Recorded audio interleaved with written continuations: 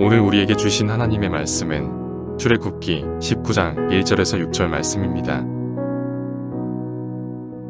이스라엘 자손이 애굽 땅을 떠난 지 3개월이 되던 날 그들이 시내 광야에 이르니라. 그들이 르비딤을 떠나 시내 광야에 이르러 그 광야에 장막을 치되 이스라엘이 거기 산 앞에 장막을 치니라. 모세가 하나님 앞에 올라가니 여호와께서 산에서 그를 불러 말씀하시되 너는 이같이 야곱의 집에 말하고 이스라엘 자손들에게 말하라. 내가 애굽 사람에게 어떻게 행하였음과 내가 어떻게 독수리 날개로 너희를 업어 내게로 인도하였음을 너희가 보았느니라. 세계가 다 내게 속하였나니 너희가 내 말을 잘 듣고 내 언약을 지키면 너희는 모든 민족 중에서 내 소유가 되겠고 너희가 내게 대하여 제사장 나라가 되며 거룩한 백성이 되리라. 너는 이 말을 이스라엘 자손에게 전할지니라.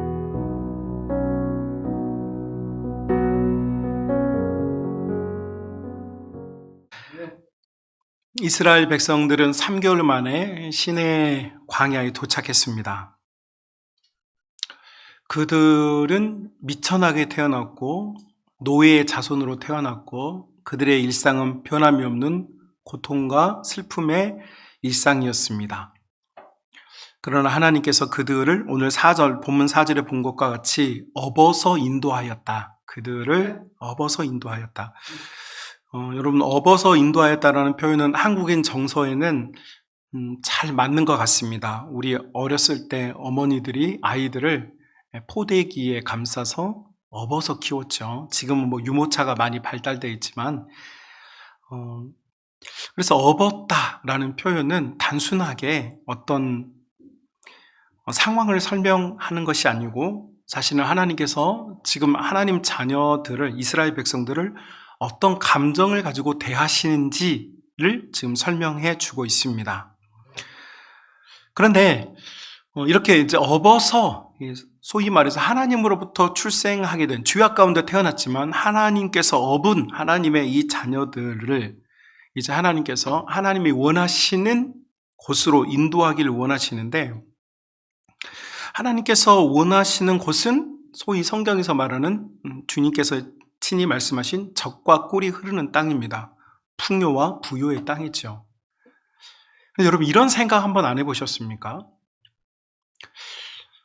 정말 풍요와 부요의 땅은 가나안 땅이 아니고 이집트거든요. 이집트는 나일강 삼각지 유역을 통하여서 고대로부터 현재에 이르기까지 지금도 엄청난 밀을 수확하고 있는 것이 여러분 나일강 유역입니다. 그래서 정말로 젖과 꿀이 흐르는 땅은 사실은 이집트였고 굳이 다른 곳으로 갈 필요가 없이 하나님께서 그 사회를 전복시킬 수 있는 힘을 준다든지 혹은 모세처럼 여러 가지 기적을 보일 수 있는 지도자가 애굽의 군사들을 꼼짝하지 못하게 어떤 마술을 부려서 그 사회를 지배하는 지배 계층이 된다면 굳이 왜 꼭 카나안이라고 하는 땅까지 소위 이 히브리인들을 데려갈 이유가 사실은 없는 거죠. 여러분 하나님께서는 하나님 자녀들에게 부요와 풍부를 약속하시고 여러분에게 그 부요와 풍부를 주시는 하나님이라는 사실을 여러분 믿으시죠? 믿으시죠? 여러분 그러면 지금 하나님께서 우리 가정에 풍성한 재정을 주시면 되는 겁니다. 굳이 다른 게 필요가 없어요. 굳이 히브리인들을 카나안 땅까지 데려갈 이유가 없잖아요. 하나님께서 그럴 이유가 없어요. 그냥 내 삶을 지금 바꿔주면 되잖아요. 지금 문제를 해결해 주면 되고 지금 내 상황을 개선시켜 주면 돼요.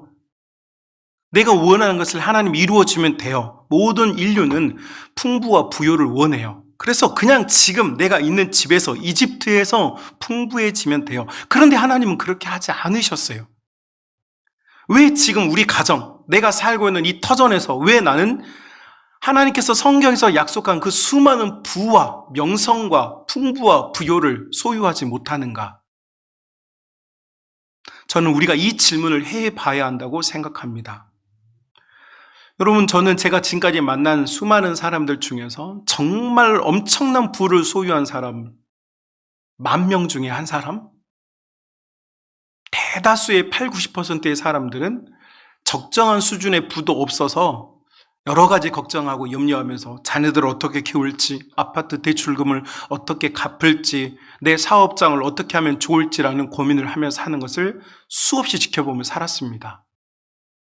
사랑하는 우리 믿음의 가족 여러분, 하나님이 지금 우리 가정에, 지금 이 이집트에서 기적을 주면 되는데, 지금 그 일이 일어나면 되는데, 하나님은 왜 어렵게, 힘들게, 복잡하게, 왜 소위 말해서 히브리인들을, 우리 가정을, 나를 왜 애굽에서 나오게, 카나안 땅에서 이 이집트에서 나오게 하시는 걸까? 궁금해지지 않습니까? 저는 수많은 성도들이 저에게 기도 제목을 털어놓을 때마다 똑같은 질문을 저도 합니다. 지금 있는 이 모습에서, 지금 있는 이 형편에서 하나님이 한 번만 거두러 주신다면, 조금의 재정을 도와주신다면, 태의 문을 열어주신다면, 악화된 건강을 회복시켜 주신다면, 지금 이 자리에서 모든 것이 회복되고 치유될 수 있다면 얼마나 좋을까요? 그런데 하나님은 기름지고 꿀이 넘쳐흐르는, 소위 말해서 인간 모두가 소유하고 싶었던 그 땅을 미끼로 해서 하나님의 자녀들을 있는 현장에서, 본토 친척 아비의 집, 그곳에서 하나님 자녀들을 꺼내시려고 한다는 말이죠. 그렇다면 그 이유는 뭘까요? 이것이 중요한, 그리고 오늘 이 본문이 가르쳐주고 있는 방향이 바로 여기에 나와 있습니다. 사랑하는 우리 성만 가족 여러분, 우리 가정에 변화가 필요합니까? 우리 교회에 변화가 필요합니까? 지금 나에게 있는 이 문제가 해결되길 원하십니까? 지금 이곳에 고치시고 역사하시고 변화하시는 하나님이 아니라 나를 있는 이곳에서 지금 꺼내시려고 하는 하나님을 우리가 만나고, 그 하나님을 통하여서 우리의 삶이 진정으로 하나님이 원하는 곳에 들어갈 수 있는 은혜가 있으시기를 주님의 이름으로 축복합니다.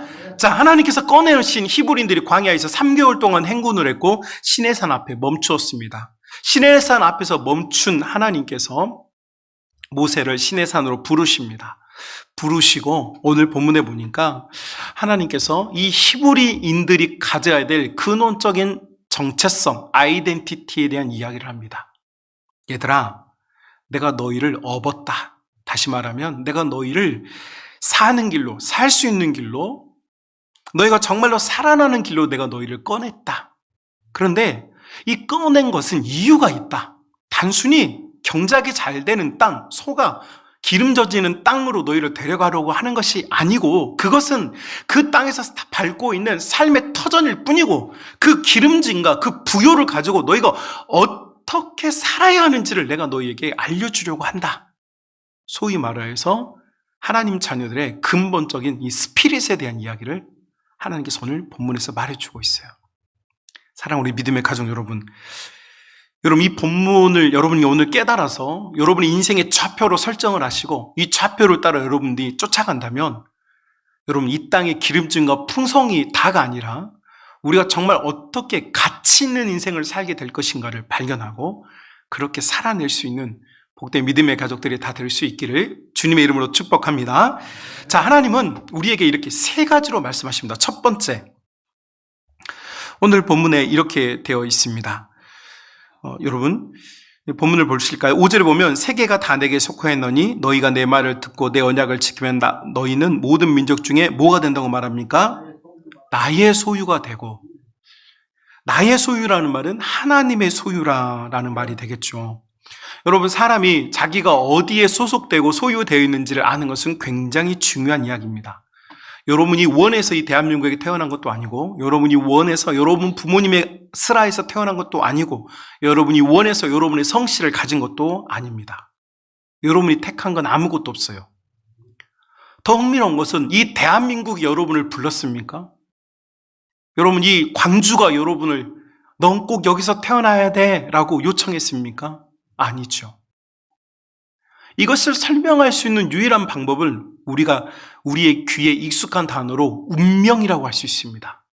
이것은 운명이죠. 자, 그런데 이 운명은 어떤 운명입니까? 네, 하나님 속 안에, 하나님 안에 있다고 하는 운명입니다. 우리가 어디서 태어났고 누구의 자녀로 태어났고 우리가 어떤 삶을 살게 되어질 것인지에 대해서는 우리가 정한 바가 없어요. 다만 이 모든 소유가, 이 모든 시간과 이 모든 공간과 우리가 태어나서 자라게 된 모든 삶들이 하나님의 소유라고 하는 것, 이것을 아는 것이 우리 인간의 기본이고 모든 믿음의 성도들의 기본이 되어야 합니다.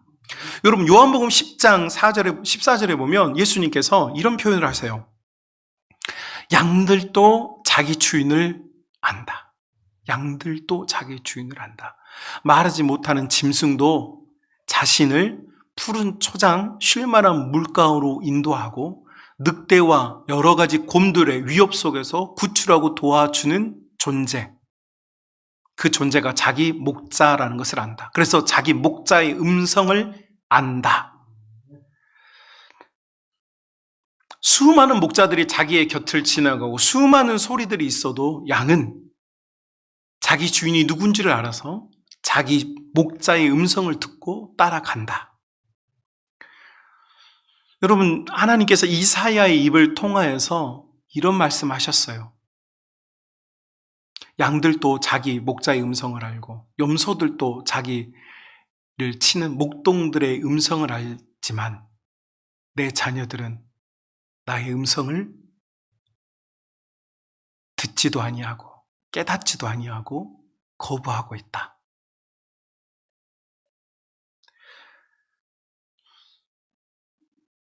우리가 우리 인생을 살아가는 동안에 내가 지금 누구에게 속해 있는지를 아는 것은 여러분, 우리 인생의 근원을 바꾸는 너무너무 중요한 문제입니다. 여러분, 내가 누구인지를 정확하게 알면 충성의 대상이 정확해집니다. 내가 왜 누구인지를 알아야 하는가? 내가 지금 누구를 위해 충성하며 살 것인가가 정해지기 때문입니다. 여러분, 인생이 내 것이라고 생각하는 사람은 나에게 충성합니다. 내 생각, 내 마음, 내 감정에게 충실해요. 또 어떤 사람들은 맘몬, 돈에게 충성합니다. 그래서 모든 자신의 인생과 에너지를, 모든 방향과 모든 생각을 모두 다 맘몬에게 갖다 바칩니다. 맘몬과 친해지려고 하고 맘몬을 섬기려고 하는. 왜요? 내가 누구인지를 깨닫지 못하고 잃어버리면 여러분, 우리는 다른 누군가에게, 다른 어떤 존재나 생각과 감정에게 충성하게 되어져 있습니다. 여러분, 창세기 39장부터 보면 요셉의 이야기가 나오는데 여러분이 오늘 꼭 돌아가셔서 창세기 39장을 꼭 한번 읽어보셨으면 좋겠습니다. 창세기 39장 2절, 3절, 4절, 6절, 7절, 8절, 9절, 14절, 16절, 19절, 20절에 보면 요셉의 이야기를 다루면서 같은 단어가 계속 반복되고 있는 사실을 우리가 알게 되어집니다. 그 단어는 바로 그의 주인이라는 단어입니다. 여러분, 요셉의 주인은 누구이냐? 보디발이었습니다. 그런데 성경은 보디발이라는 이름은 딱 한 번만 나옵니다. 그리고 요셉의 모든 삶과 요셉에게 있었던 모든 일, 그 모든 사건에 항상 성경은 뭐라고 기술하고 있냐면 그의 주인이라고 말합니다. 그의 주인. 여러분, 성경이 의도성을 가지고 이렇게 우리에게 기술하였습니다. 왜일까요? 보디발이라고 말하지 않고 지금 요셉이 누구에게 충성하고 있는지를 말해주고 있습니다. 요셉이는 다른 것에게 충성하지 않은 것이 아니고 자기 주인을 위하여서 자신의 모든 생각과 열정과 에너지를 그의 주인에게 모든 걸 맞췄어요. 그의 주인의 물질, 그의 주인의 들판들, 그의 주인의 동물들, 그의 주인의 아내까지도. 그래서 그는 온전한 충성을 하는 것입니다. 여러분, 요셉이가 여성에게 관심이 없고 성적 유혹을 견뎌낼 만한 그런 텐션, 자신감이 있어서가 아닙니다. 정말로 자기가 충성을 어디에 해야 하는지를 정확히 알고 있기 때문에 자기가 가질 수 있는 것과 가질 수 없는 것이 정확해지는 것입니다. 교회와 성도도 마찬가지라고 생각합니다. 여러분, 우리가 정말로 충성해야 될, 내가 하나님의 소유라는 사실을 알면 우리는 하나님께 충성해야 합니다. 그런데 내가 가져야 할 것과 가지면 안 되는 것을 구분 못하는 이유는 우리가 충성해야 될 하나님이 우리 눈에 분명하지 아니하고 이것도 가져도 될 것 같고 주인의 물건, 주인의 들판, 주인의 짐승, 심지어 주인의 아내까지 가지려고 하는 충성심이 없는 자들에게서 나오는 현상. 이것이 오늘날 우리가 맞닥뜨리고 있는 우리의 양심입니다. 오늘날 교회들이 왜 부패하고 있습니까? 여러 가지 원인이 많이 있겠지만 저는 교회들의 진정한 주인, 교회의 주인, 성도의 주인, 내 인생의 주인이 하나님이라고 하는 이 사실을 우리가 자꾸만 잊어버리는 것 같아요. 여러분, 교회들이 왜 죄를 짓습니까? 가지면 안 될 것을 왜 가지려고 합니까? 모든 영광은 하나님의 것인데 교회들이 그 영광을 차지하려고 합니다. 여러분, 놀랍지 않습니까? 여러분도 신앙생활을 했고 우리도 신앙생활을 수십 년 동안 했습니다. 예를 들어 이런 이야기를 하면 여러분 어떻게 받아들일지 모르겠지만 저도 서울에서 초대형 교회에서 사역하면서 그런 감정 들 때 많았습니다. 어떤 감정인지 아십니까? 나 우리나라에서 유명한 교회 교인이야. 나 우리나라에서 유명한 교회 나 교역자야. 나 유명한 교회 목회자야. 우리 교인 수가 10,000명이야. 우리 교인 수가 4,000명이야.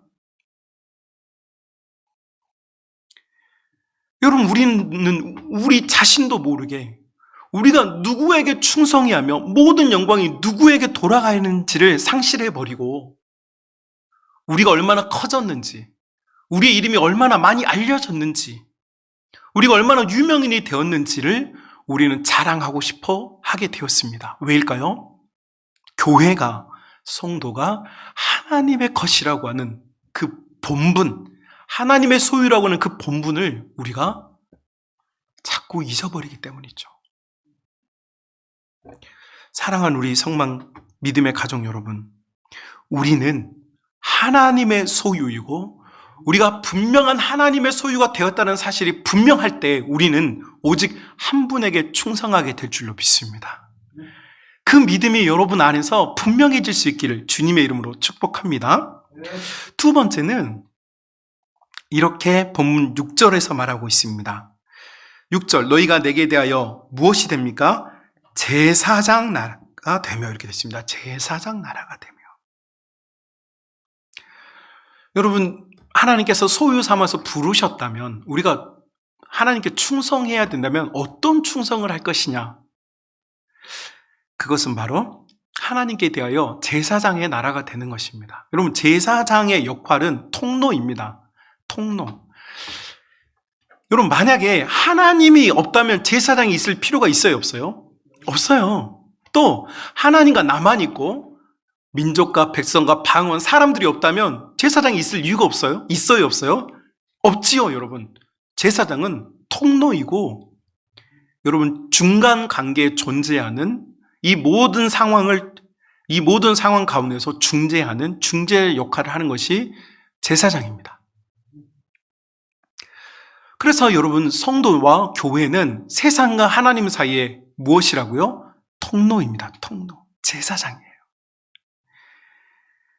여러분, 우리를 부르신 이유는 사랑하셨기 때문에 부르셨어요. 사랑하셨기 때문에 부르셨지만 동시에 사랑하는 자녀들에게 하나님께서는 하나님의 사랑을 보여주라고 우리에게 제사장의 직분을 맡겨주셨어요.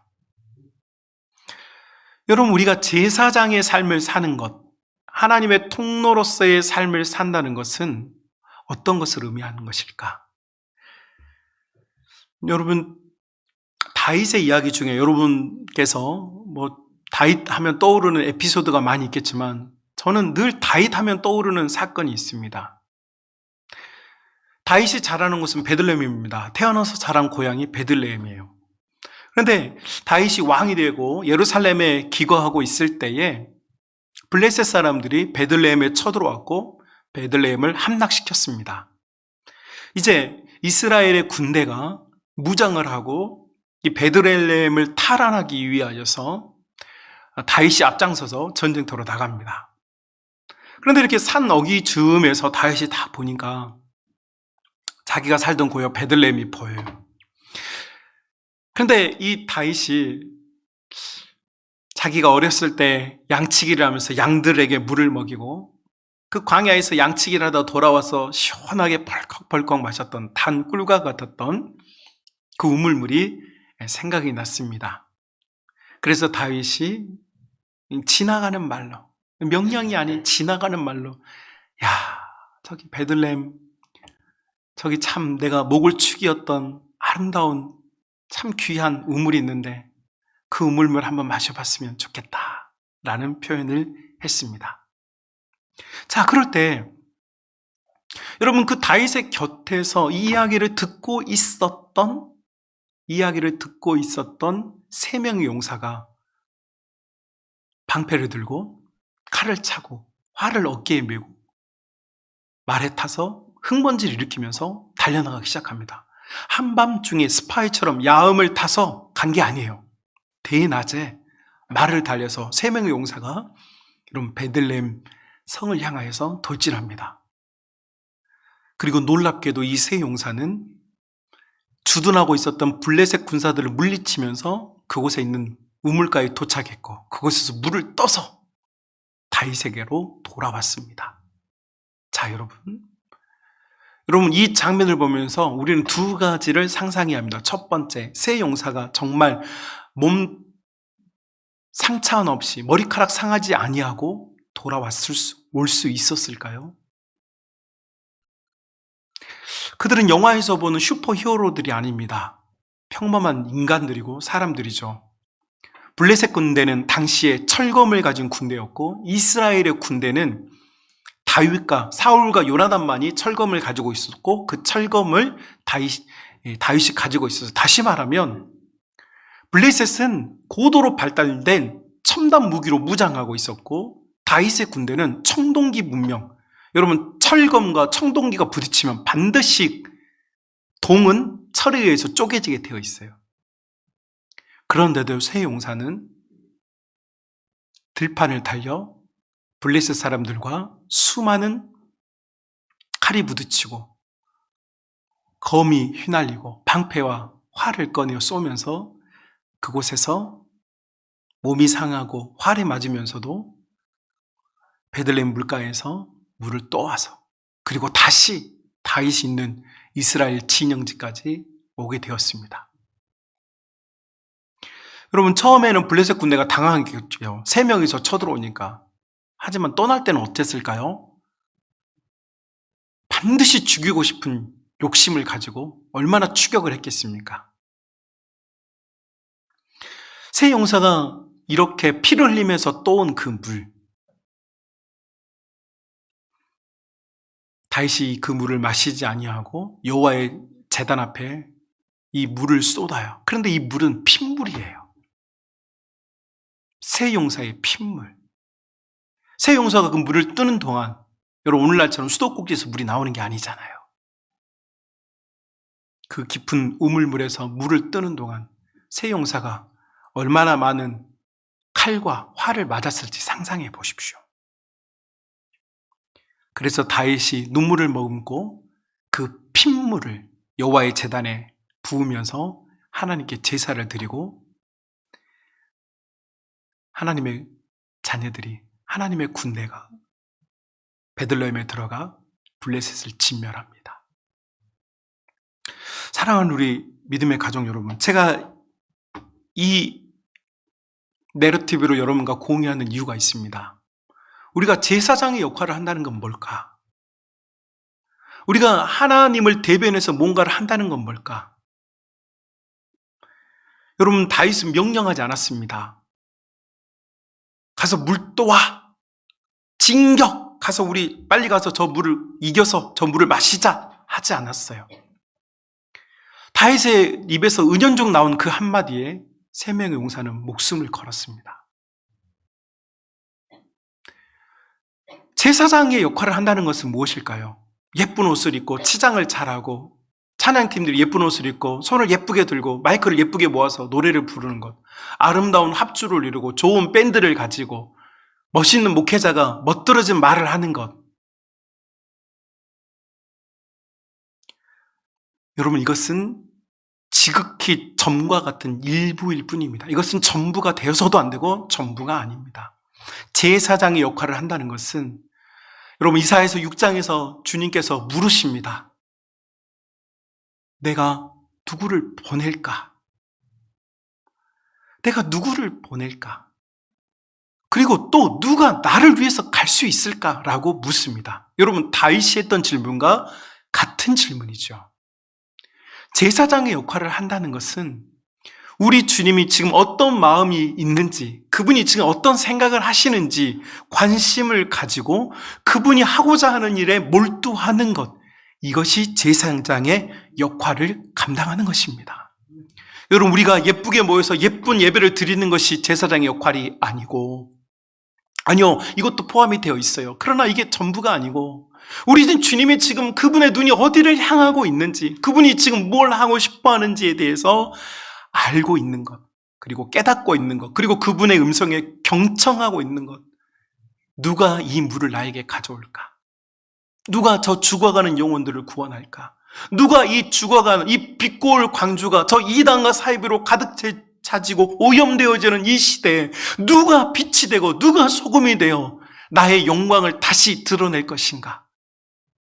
라고 우리 주님이 말씀하시기 전에 깨달아 쫓아 나갈 수 있는 교회, 쫓아 나갈 수 있는 성도,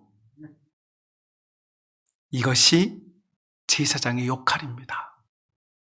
사랑하는 우리 성만 가족 여러분, 우리 믿음의 가족 여러분, 지금 사사시대와 같이 제사장들이, 여러분 제사장은 목회자를 말하는 게 아닙니다. 교회입니다. 교회가 병이 들고 여러분 이런 표현이 저는 참 수긍이 됩니다. 여러분 교회는 사실은요, 여기는요 무기창고입니다. 여기는요 함께 하나님의 전사들이, 용사들이 모여서요 구원의 투구를 다시, 여러분 흐트러졌던 구원의 투구를 다시 반듯하게 쓰고요, 여러분 성령의 말씀의 검을 가지고요, 믿음이라고 하는 방패를 가지고요, 의의 흉배, 예수 그리스도라고 하는 의의 흉배로, 여러분 우리는 다 감정이 휘둘리는 사람이에요. 때로는 좌절, 낙심, 실패, 여러분 관계의 어려움, 이 가슴에 있는 이야기예요. 마음에 있는 이야기죠. 그런데 의의 흉배를 붙이라는 이유는 뭐냐? 여러분 우리 가슴은, 인간의 마음은 항상 흔들려요. 작은 일에도 상처를 받아요. 이번 설날 연휴를 지내시는 동안 또 우리 며느리님들 또 여러분 남편과 다투기도 하고, 또 여러분 시댁에서 상처를 받기도 하고, 또 가족 간에 함께 붙어 있다 보니 원하지 않는 말들로 공격을 받았겠죠. 아니, 공격하지 않았는데 나는 공격을 받았다고 생각하겠죠. 여러분 자기 감정에 집중하고 있는 사람은 의의 흉배가 없는 사람이에요. 여러분 예수 믿는 사람은요, 내 감정, 내 상황에 몰두해서 자기 연민에 빠지는 사람이 아니에요. 예수님 믿는 사람은요, 예수님으로 우리 가슴을 뜨겁게 채워서 무장하는 사람이에요. 내 감정이 나를 지배하게 하는 것이 아니라 예수님께서 나를 지배하도록 만드는 것. 그래서 여러분 교회는요 무장하는 곳이어야 돼요. 복음의 신발을 신고 내가 나가는 곳은요 복음이 전파되어지고, 여러분 복음 들고 산을 넘는 자들의 발길이 아름답다라고 시편의 저자가 말했던 것처럼 우리가 발에 닿는 곳, 우리의 발걸음이 가는 곳은 다 주의 복음이 전해져야 될 곳이에요. 그래서 교회는요, 모임은요 무장해야 돼요.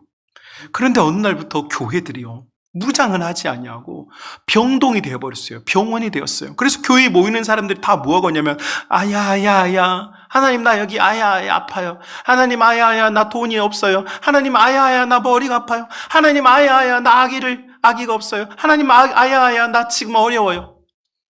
그래서 교회가 지금 다 나만 봐달라고 외치는 응급실이 되어버렸어요. 다 나만 고쳐달라, 나만 살려달라고 하는 병원이 되어버렸어요. 심지어는 장기 입원을 해요.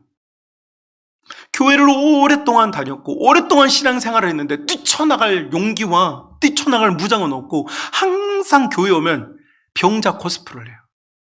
내가 누구를 도울까? 내가 주님을 위해서 무엇을 할까? 내가 어떤 헌신으로 주님을 기쁘시게 할까? 이게 없고 교회 오면 아야. 여러분 그래서 교회가 병동이 되어버렸어요. 아닙니다. 여러분, 우리를 치유하셔서 강건하게 쓰시는 우리 주님께 우리의 삶을 의탁해야 될 줄로 믿습니다.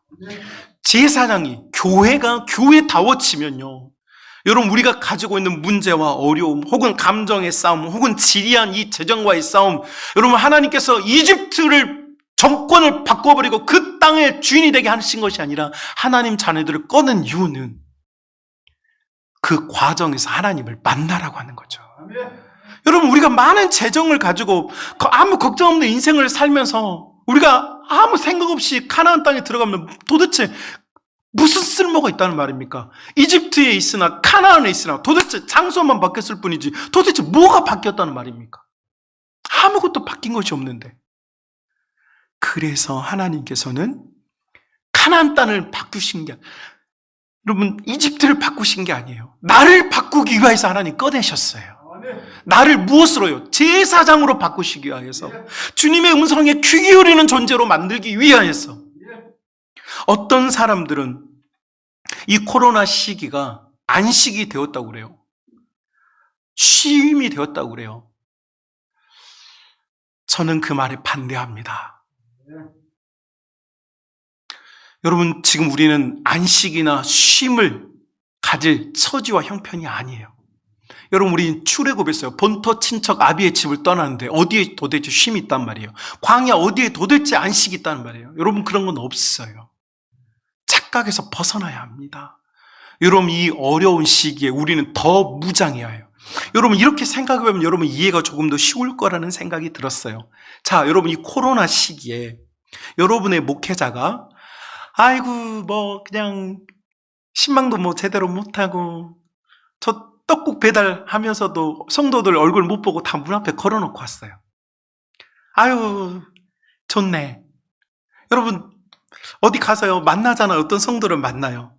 그러면 들어가서 아이고 어떻게 잘 지내느냐, 그러다 보면 이제 목사님 우리 딸이 어쩌고 며느리가 어쩌고 아들이 어쩌고 내가 지금 다리가 이렇고 내가 지금 허리가 이렇고 얘기를 들어요.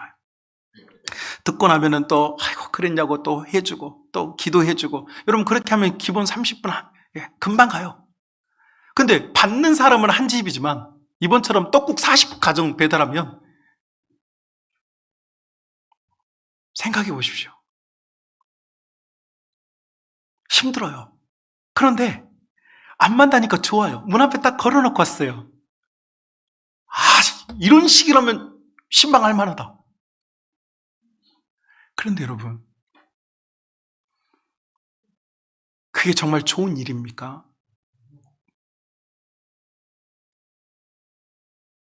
성도가 없는데 목회자가 무슨 필요가 있습니까?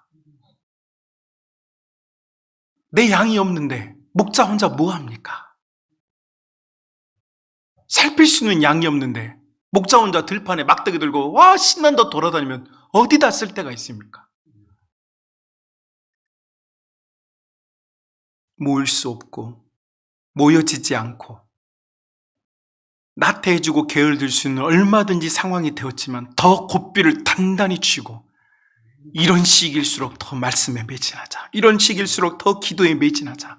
이런 시기일수록 믿음의 고삐를 더 단단히 매자. 주일날 온라인 예배 드리고 나면 여러분 오후에 할 일이 없어요.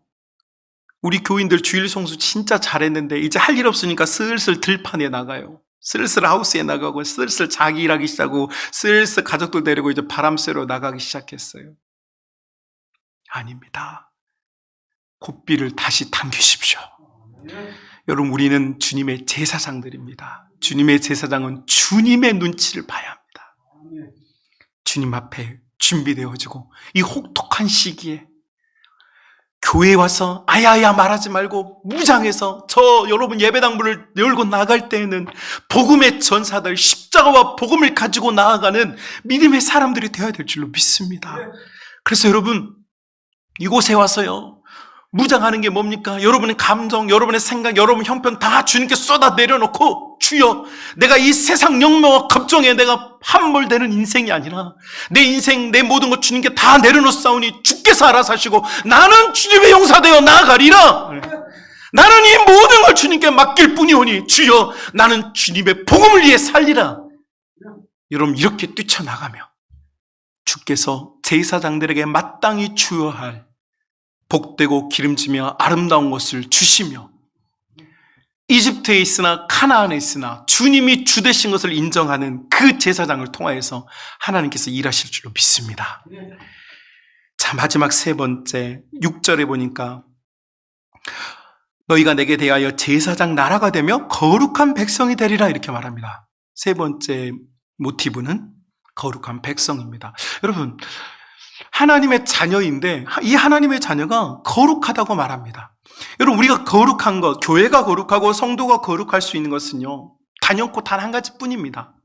그것은 주님께서 말씀하신 것 같이 우리가 그분의 빛이 되어주고 우리가 그분의 소금이 되는 것뿐이에요. 여러분, 우리가 주님의 빛, 주님의 소금으로서 존재하면 그것이 거룩한 것입니다. 우리가 경건한 척하면서 성경을 가슴에 품고 여러분, 이게 거룩이 아니에요. 거룩은 내 삶, 나에게서 그리스도의 향기가 나게 하는 것, 세상 사람들에게 내가 그리스도의 편지가 되어지는 것. 여러분, 나를 통해서 사람들이 읽어요. 저 사람 예수 믿는 사람인데 저 사람에게서 향기가 나는구나. 그래서 사도 바울은 우리를 그리스도의 향기라고 했고 그리스도의 편지라고 했어요. 사람들은 나를 통하여서 예수님을 읽어요. 나를 통하여서 십자가를 읽고 나를 통하여서 예수님의 권능과 능력과 구원하심을 읽어야 될 줄로 믿습니다. 이것이 거룩한 삶이에요. 거룩한 백성이에요. 자, 그러면 여러분, 어떻게 우리가 빛과 소금의 역할을 감당할까요? 여러분, 우리가 많은 고민을 해볼 수 있어요. 빛이 된다는 것, 소금이 된다는 것, 말은 할 수 있어요. 워딩이 가능해요. 그런데 문제는 뭐냐면 도대체 빛으로 산다는 것, 소금으로 산다는 것, 이게 뭐지? 라는 것이죠. 성경은 일관되게 빛으로 사는 것, 소금으로 사는 것이 어떤 건지에 대해서 사실은 가르쳐주고 있어요. 그것은 무엇이냐? 바로 사랑하는 것이에요. 요한복음 13장, 예수님께서 잡히던 날 밤에 예수님 분명히 말씀하셨어요. 너희가 서로 사랑하라. 여러분, 우리가 빛으로 산다는 것, 소금으로 산다는 것, 어떤 가치를 드러낸다는 것은 우리가 사랑함을 통해서 드러나요.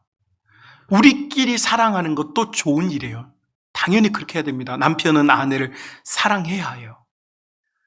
아내는 남편을 사랑해야 해요. 부모는 자녀를 사랑해야 하고 자녀도 부모를 사랑해야 해요. 그래야 온전한 가정이 돼요. 그런데 여러분, 거기에서 끝나는 게 아니에요. 우리 주님의 사랑은 경계가 없어요. 한계가 없어요. 우리가 만나는 모든 사람이에요. 원수도 사랑하라고 했어요. 그 사랑의 경계가 무한대라는 이야기예요. 한정 지어지지가 않아요. 저 사람은 내 마음에 드니까, 저 사람은 신앙생활을 잘하니까, 저 사람은 교회 중직자니까, 저 사람은 목사니까 내가 사랑해야지. 예, 이것도 좋은 마음이에요. 그런데 여러분, 그게 아니고 저 사람 진짜 밉다. 저 시누이 진짜 얄밉다. 우리 시어머니 참.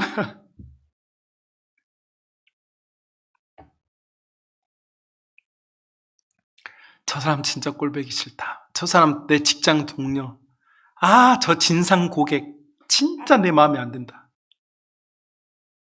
여러분, 그런데 우리가 제사장 역할을 한다는 것은 내 기호에 맞추는 것이 아니라 누구에게 맞추어요? 주님께서 그 사람을 어떻게 대하실지를 생각하고 나도 대하는 거예요. 주님은 죄지어 잡혀온 현장에서 잡힌 여인도 주님이 용서해 주셨어요. 여러분, 우리는 우리에게 작은 잘못된 험담 한마디 한 사람 결코 용서 못하죠. 너무 얄미워해요. 너무 미워해요. 주님이 그렇게 하셨습니까? 여러분, 입장을 바꾸고 생각해 보십시오. 우리도 마찬가지죠. 여러분, 나도 세상의 모든 피해자가 나인 것 같지만 아니에요. 여러분들도 지금 누군가에게는 말로 이번 명절에도 상처를 주었을 것이고 누군가의 가슴을 아프게 했을 것이고 여러분도 어느 가게 가서는 분명히 진상 고객이었을 거예요. 제가 잘 아는 좋은 목사님이 있는데 이분 진짜 천사거든요. 그런데 한번 패밀리 레스토랑에서 식사를 하러 갔는데 오더를 넣었는데 30분이 넘어도 음식이 나오지 않았어요. 근데 그때 저희가 좀 늦게 갔어요. 많이 시장한 상태였는데 그 천사 같던 목사님이 직원을 부르더니 제가 살면서 식당에서 그렇게 화를 내는 사람을 처음 봤어요.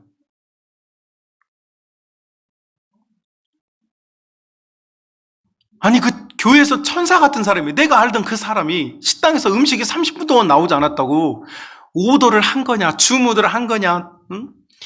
왜 내 음식이 안 나오냐, 나보다 늦게 온 사람들 다 밥을 먹었는데 왜 나는 지금 음식이 안 나오냐고 하면서 분노하는 걸 봤어요. 여러분, 지금 우리 천사인 척하고 살고 있지만 나도 누군가에게는 진상 고객이었고, 나도 누군가에게는 못된 며느리였고, 못된 시어머니였고, 못된 시아버지였고, 못된 역할을 우리도 다 하고 있어요. 지금 주님이시라면 그렇게 하지 않으셨을 일을 우리 지금 하고 있단 말이에요. 그럼 어떻게 하면 좋을까요?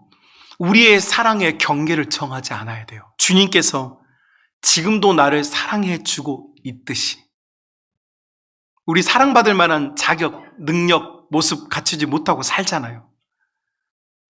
그렇게 자신 있게 나 주님께 사랑받을 만한 자격이 있다고 말할 수 있는 사람이 없잖아요.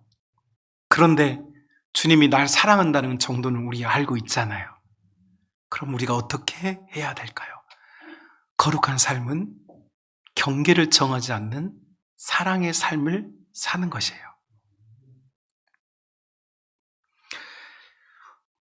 사랑하는 우리 성만 가족 여러분, 하나님께서 하나님의 자녀들을 이집트에 번영하며 놓지 아니하시고 광야로 꺼내신 이유는 우리가 그 번영 속에 함몰되어 있기 때문이에요.